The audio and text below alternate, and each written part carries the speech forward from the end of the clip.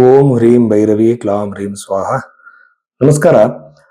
ನೋಡಿ, ಒಂದು ರಾಶಿ ಫಲವನ್ನು ಹೇಳೋದಕ್ಕಿಂತ ಮುಂಚೆ ಜನಗಳು ತಿಳ್ಕೊಳ್ಬೇಕಾಗಿರುವಂತ ವಿಚಾರಗಳು ಏನಂತಂದ್ರೆ, ನೀವೊಬ್ರು ಜ್ಯೋತಿಷರ ಹತ್ರ ಹೋಗ್ತೀರಾ, ನಿಮ್ಮ ಜಾತಕವನ್ನ ಕೊಡ್ತೀರಾ. ಆತ ಜಾತಕವನ್ನ ಚೆಕ್ ಮಾಡುವಾಗ ನೀವು ಕೊಟ್ಟಿರೋ ಸಮಯವನ್ನೇ ಹಾಕಿ ನೋಡಬಾರ್ದು. ಯಾಕೆಂತಂದ್ರೆ ಒಂದೇ ರಾಶಿಯಲ್ಲಿ ಒಂದೇ ಡೇಟ್ ಅಲ್ಲಿ ಲಕ್ಷಾಂತರ ಜನ ಹುಟ್ಟಿರ್ತಾರೆ. ಸೊ ಎಲ್ಲರ ಭವಿಷ್ಯ ಒಂದೇ ತರ ಇರೋದಿಲ್ಲ. ಹಾಗಾಗಿ ಲಗ್ನ ಅನ್ನೋದೊಂದಿದೆ. ಈಗ ನೋಡಿ, ನಮ್ಮ ಋಷಿಗಳು ತುಂಬಾ ಸೈಂಟಿಫಿಕ್ ಆಗಿ ಮಾಡಿದ್ದಾರೆ ಈ ಜ್ಯೋತಿಷವನ್ನ. ಇದರಲ್ಲಿ ಒಂದೊಂದು ಸೆಕೆಂಡ್ ಅಲ್ಲೂ ಕೂಡ ಜಾತಕ ಚೇಂಜ್ ಆಗುತ್ತೆ. ಸೊ ನಿಮ್ಮ ಲಗ್ನವನ್ನ ತಿದ್ದಿ ಲಗ್ನವನ್ನ ಫಸ್ಟ್ ಕಂಡುಹಿಡಿಬೇಕು. ಲಗ್ನ ಮಿಸ್ಟೇಕ್ ಆಗೋ ಚಾನ್ಸಸ್ ಇರುತ್ತೆ. ಆನಂತರ ಹಿಂದೆ ನಡೆದಿರೋ ಕೆಲವು ಘಟನೆಗಳನ್ನ ಮ್ಯಾಚ್ ಮಾಡಿ ನಿಮ್ಮ ಲಗ್ನವನ್ನ ತಿದ್ದಿ ನಿಮ್ಮ ಭವಿಷ್ಯವನ್ನ ಹೇಳಬೇಕು. ಸೊ ಹಿಂದೆ ನಡೆದಿರೋ ಘಟನೆಗಳನ್ನ ಕಂಪಲ್ಸರಿ ಆಗಿ ಕೆಲವಾದ್ರೂ ಹೇಳಬೇಕಾಗುತ್ತೆ. ಇದು ಮೊದಲನೇದು. ಎರಡನೇದು, ಸರ್ ಒಂದು ಡೇಟ್ ಆಫ್ ಬರ್ತ್ ಇಲ್ಲ ಅಂತ ಹೇಳ್ತಾರೆ. ಇಲ್ಲಿ ನೋಡಿ, ನನಗೆ ತುಂಬಾ ಜನ ಕೇಳೋದು ಏನಂತಂದ್ರೆ, ಸರ್ ನೀವು ಹೇಗೆ ಪ್ರಿಡಿಕ್ಷನ್ಸ್ ಕೊಡ್ತೀರಾ ಅಂತ. ಸೊ ನನ್ನ ವೇ ಆಫ್ ಪ್ರಿಡಿಕ್ಷನ್ ಹೇಗೆ ಅಂತಂದ್ರೆ, ಮೊದಲನೇದಾಗಿ ನಾನು ಲಗ್ನವನ್ನ ತಿದ್ದುತ್ತೀನಿ. ಆಮೇಲೆ ದಶೆಗಳಲ್ಲಿ ವಿಂಶೋತ್ತರ ದಶೆ, ಚರದಶೆ, ಯೋಗಿನಿ ದಶೆ, ಜಮಿನಿ ಪದ್ಧತಿಯನ್ನು ಉಪಯೋಗಿಸ್ತೀನಿ. So step by step, layer by layer ನಾನು ಹೋಗ್ತೀನಿ. ಅನಂತರದಲ್ಲಿ ಹಸ್ತ ಸಾಮುದ್ರಿಕೆ. ನಮ್ಮಲ್ಲಿ ಹಸ್ತ ಸಾಮುದ್ರಿಕೆ ಅಂತಂದ್ರೆ ಅದೇನೋ ಒಂಥರ ಹೆಡ್ ಲೈನ್, ಫೇಟ್ ಲೈನ್, ಈ ತರ ವೆಸ್ಟರ್ನ್ ಪಾಮಿಸ್ಟ್ರಿ ಮಾತಾಡ್ತಾರೆ. ಅದಲ್ಲ, ನಾಡಿ ಜ್ಯೋತಿಷದಲ್ಲಿ ಲೈನ್ಸ್ ಗಳಿರುವಂತಹ ಮಾತೃರೇಖೆ, ಪಿತೃರೇಖೆ, ಹಲವಾರು ತರದ ರೇಖೆಗಳಿದೆ. ಸೊ ಆ ರೇಖೆಗಳು ಜಾತಕಕ್ಕೆ ಹೊಂದಾಣಿಕೆ ಆಗತ್ತಾ ಅಂತ ನಾನು ಒಂದು ಇವೆಂಟ್ಗೋಸ್ಕರ ನಾನು ಮ್ಯಾಚ್ ಮಾಡ್ತೀನಿ. ಪ್ರಶ್ನೆ ಕೊಂಡ್ಲಿ ನಾನು ಹಾಕ್ತೀನಿ. ಅವಾಗ ಒಂದು ವಿವಾಹ ಆದ್ರೆ ಇಷ್ಟು ವಿಚಾರದಲ್ಲಿ, ಇಷ್ಟು ಪ್ಯಾರಾಮೀಟರ್ಸ್ ಅಲ್ಲಿ ಅದು ಸ್ಟೆಪ್ ಬೈ ಸ್ಟೆಪ್ ನಾನು ಇಂಡಿಕೇಶನ್ ಎಲ್ಲರೂ ನೋಡ್ತಾ ನನಗೆ ಕೊನೆಗೆ ಈ ಒಂದು ಘಟನೆ ನಡೆಯೋ ಸಾಧ್ಯತೆ ಇದೆ ಅಂತ ಹೇಳಿ ಜಾತಕದಲ್ಲಿ ಗೊತ್ತಾಗುತ್ತೆ. ಇದಕ್ಕೆಲ್ಲ ಬಹಳ ಟೈಮ್ ಹಿಡಿಯುತ್ತೆ. ಆ ಒಂದು ತಾಳ್ಮೆ ಕೇಳಿಸೋರ್ಗು ಮತ್ತೆ ಹೇಳೋರು ಇಬ್ಬರಿಗೂ ಇರ್ಬೇಕಾಗುತ್ತೆ. ಸೊ ಈ ರೀತಿ ಹೇಳಿದಾಗ ಸೈಂಟಿಫಿಕ್ ಆಗಿ ಜಾತಕ ಫಲ ನಿರೂಪಣೆ ಕರೆಕ್ಟ್ ಆಗುತ್ತೆ. ಅದು ಬಿಟ್ಟು ನಾವು ನ್ಯೂಮರಾಲಜಿ ಪ್ರಕಾರ ನೀವು ಯಾವುದೋ ಒಂದು ಪೂಜೆ ಹೇಳ್ಬಿಡೋದು, ಯಾವುದೋ ಒಂದು ಪ್ರೆಡಿಕ್ಷನ್ ಹೇಳೋದು, ಅದರಲ್ಲಿ ಎರಡು ನಿಜ ಆಗತ್ತೆ, ಅವ ಜ್ಯೋತಿಷರಿಗೆ ಮಹಾವಿದ್ಯೆ ಕಲ್ತಿದ್ದಾರೆ ಅಂತ ಅನ್ಸೋದು, ಇವೆಲ್ಲ ತಪ್ಪು.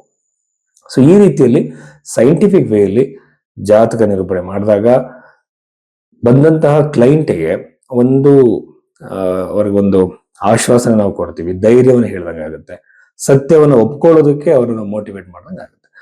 ಜ್ಯೋತಿಷ್ಯ ಅಂದ್ರೆ ಹಣೆ ಬರವನ್ನ ಬದಲಾವಣೆ ಮಾಡೋದಲ್ಲ, ಉತ್ತಮ ಮತ್ತು ಕೆಟ್ಟ ಸಮಯ ಎರಡನ್ನು ಕೂಡ ಅನಲೈಸ್ ಮಾಡಿ ಅವ್ರನ್ನ ಒಂದು ಗೈಡ್ ಮಾಡುವಂಥದ್ದು ಸರಿಯಾಗಿರೋ ದಾರಿಯಲ್ಲಿ. ಅದು ಬಿಟ್ಟು ಹಣೆ ಬರೋ ಚೇಂಜ್ ಮಾಡೋದು, ನಿಮ್ಮನ್ನು ಕೋಟ್ಯಾಧಿಪತಿ ಮಾಡೋದು, ನಿಮಗೆ ಅಷ್ಟೈಶ್ವರ್ಯಗಳು ಬರೋ ತರ ಮಾಡೋದು ಜ್ಯೋತಿಷಿ ಕೆಲಸ ಅಲ್ಲ. ನಿಮಗೆ ನಿಮ್ಮ ಒಂದು ಜಾತಕದಲ್ಲಿ ಯಾವ ತರದ ಒಂದು ಪಾಸಿಬಿಲಿಟೀಸ್ ಇದೆ ಅಂತ ತಿಳಿಸೋದು ಜ್ಯೋತಿಷ ಕರ್ತವ್ಯ.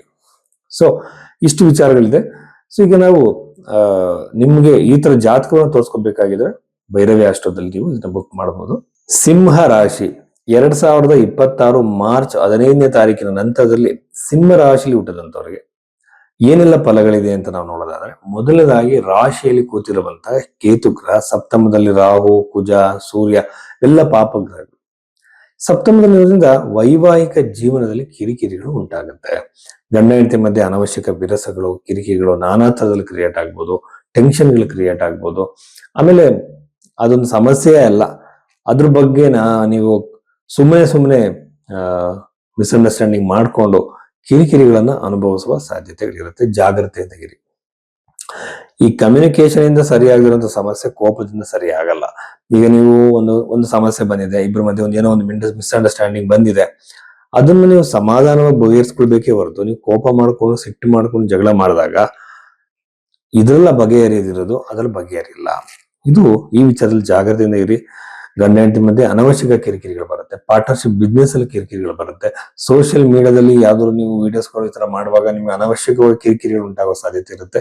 ಸಪ್ತಮ ಅಂದ್ರೆ ಸೋಷಿಯಲ್ ಮೀಡಿಯಾ ಕೂಡ ಆಗುತ್ತೆ. ಆಮೇಲೆ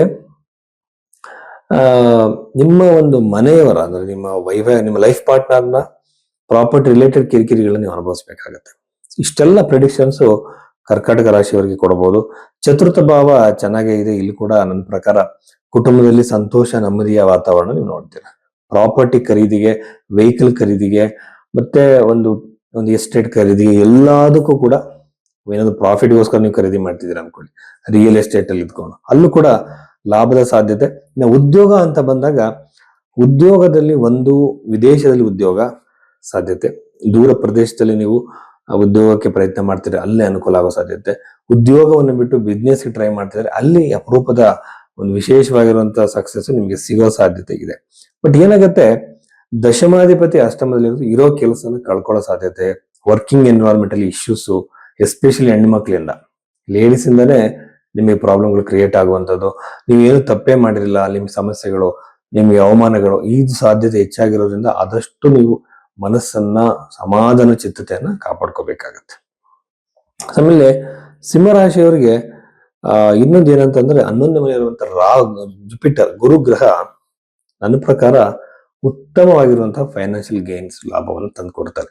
ನೀವು ಬಿಸ್ನೆಸ್ ಮಾಡ್ತಾ ಇರಿ, ವ್ಯವಹಾರ ಮಾಡ್ತಾ ಇರಿ, ಇನ್ವೆಸ್ಟ್ಮೆಂಟ್ ಗಳನ್ನ ಮಾಡಿರಿ, ನಿಮಗೆ ಲಾಭ ಬರುವಂತಹ ಸಾಧ್ಯತೆ ಅತಿ ಹೆಚ್ಚಾಗಿದೆ. ಅದರಲ್ಲೂ ಸಹ ಒಂದು ದೊಡ್ಡ ಬಿಸ್ನೆಸ್ ಗಳನ್ನ ಮಾಡ್ತಿರೋರಿಗೆ ಹೆಚ್ಚು ಲಾಭವನ್ನ ನೀವು ಎಕ್ಸ್ಪೆಕ್ಟ್ ಮಾಡಬಹುದು. ಸಣ್ಣ ಸಣ್ಣ ಬಿಸ್ನೆಸ್ ಗಳಲ್ಲೂ ಕೂಡ ಸಕ್ಸಸ್ ಸಿಗುತ್ತೆ. Any kind of businesses, especially ತಮ್ಮ ಬುದ್ಧಿಶಕ್ತಿಯನ್ನ, ನಾಲೆಜ್ ಅನ್ನ ಉಪಯೋಗಿಸಿ ಮಾಡುವಂತ ಬಿಸ್ನೆಸ್ ಗಳಿಗೆ, ಅಡ್ವೊಕೇಟ್ಸ್ ಆಗಿರ್ಬೋದು, ಡಾಕ್ಟರ್ಸ್ ಆಗಿರ್ಬೋದು, ತರ ಕನ್ಸಲ್ಟೇಷನ್ ಕೊಡುವಂತಹ ಬಿಸ್ನೆಸ್ ಗಳವರಿಗೆ ಹೆಚ್ಚು ಲಾಭವನ್ನ ಈ ಸಿಂಹರಾಶಿಯಲ್ಲಿ ಹುಟ್ಟಿದಂತವ್ರು ಮಾಡ್ತಾರೆ. ಸೊ ಇಷ್ಟು ವಿಚಾರಗಳು ಸಿಂಹರಾಶಿಗೆ ಸಂಬಂಧಪಟ್ಟಿದ್ದು. ನಮಸ್ಕಾರ.